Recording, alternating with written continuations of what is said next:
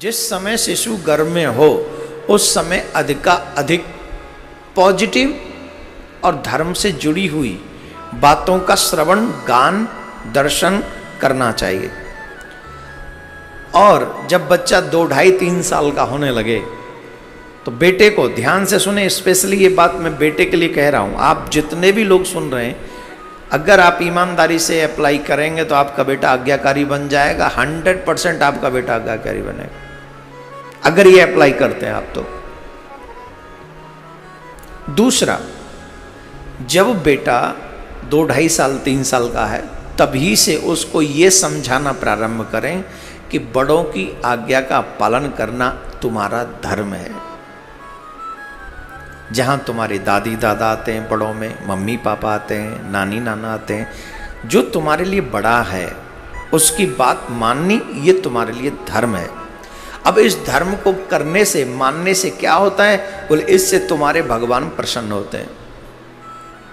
भगवान प्रसन्न होने से क्या होता है? बोले जब भगवान प्रसन्न होते हैं तो तुम जो चाहते हो वो तुमको देते हैं। और यही सत्य है, तुम्हें तभी मिलेगा जो तुम चाहते हो जब भगवान प्रसन्न होंगे।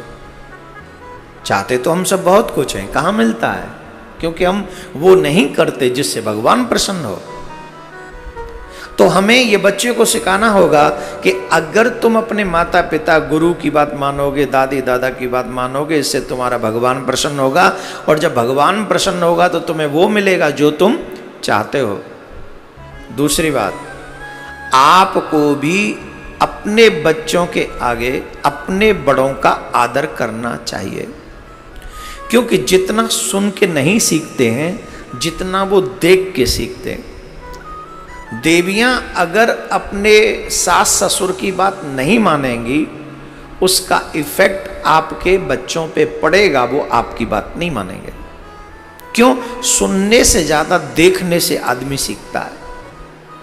तो आपको चाहिए कि आप अपने बेटे के आगे अपने आचरण से अपने बच्चों को सिखाएं कि देखो हम भी अपने बड़ों की बात मानते हैं, तो डेफिनेटली आपको भी अपने बड़ों की रिस्पेक्ट करनी चाहिए, आज्ञा माननी चाहिए। तीसरी अहम बात है कि जब बच्चा धीरे धीरे बड़ा होने लगे, 5-7 साल का बेटा होने लगे, तो फिर उसके सामने क्रोध कम करना चाहिए। आप उसे क्रोध से नहीं समझा सकते। कई लोग होते हैं जो मान जा नहीं तो धुंधुंग हवाल आते, कई लोग आते अपने बच्चे, जिनकी कोई बाहर नहीं सुनता, वो अपने बच्चों पे गुस्सा निकालते हैं।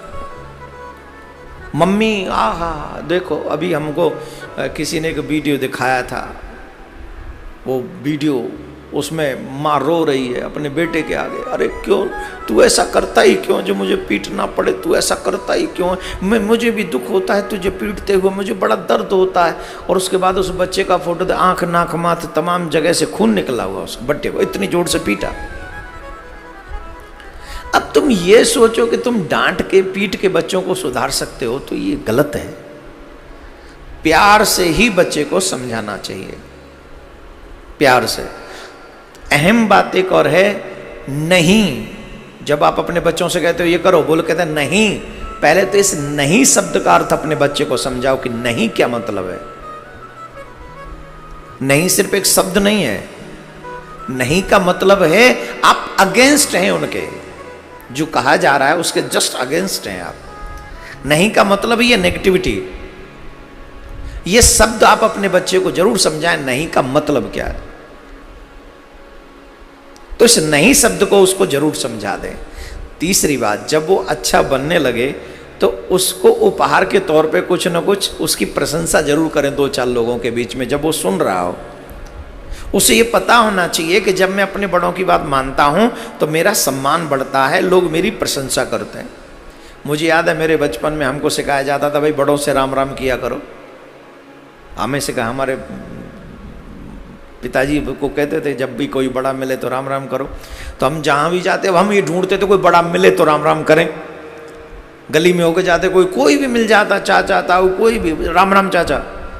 बड़े खुश होते राम अरे साहब। और धीरे धीरे बात उठने लगी थी गांव में कि लोग कहते चर्चा, अरे भाई फलाने का बेटा अच्छा है, राम राम करके निकलता है, अरे बाहर रहता है, रहते भी बचपन से बाहर ही थे, बाहर रहता है, संस्कार आ गए, तो कितनी बड़ी बात हो गई।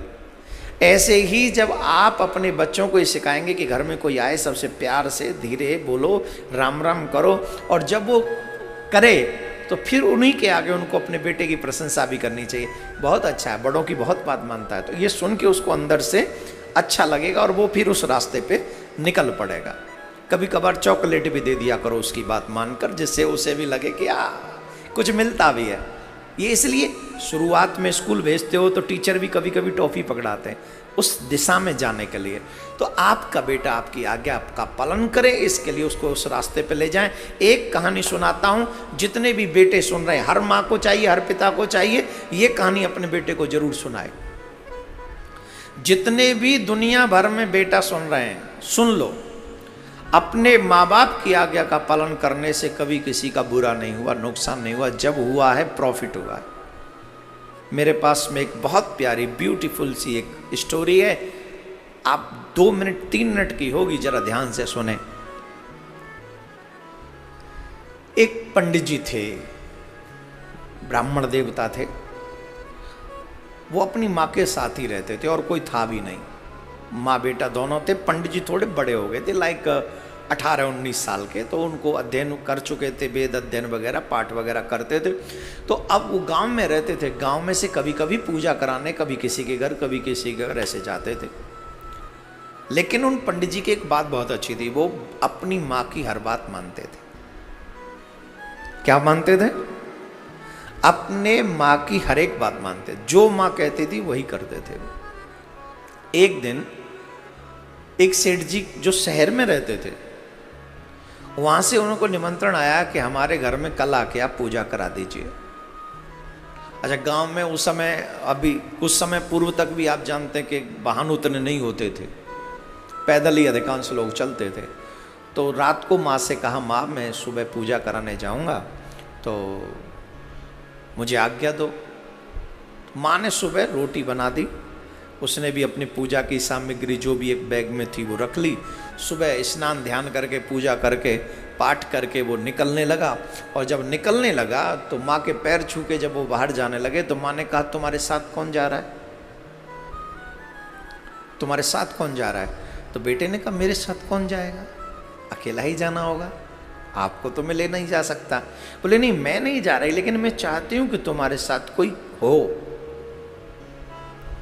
पैदल जाओगे, कहाँ कहाँ होके, जंगल में होके जाओगे, एक से अच्छे दो, कहते हैं ना, एक से भले दो, तो तुम्हारे संग कम से कम तुम्हें साथ बना रहेगा उसका।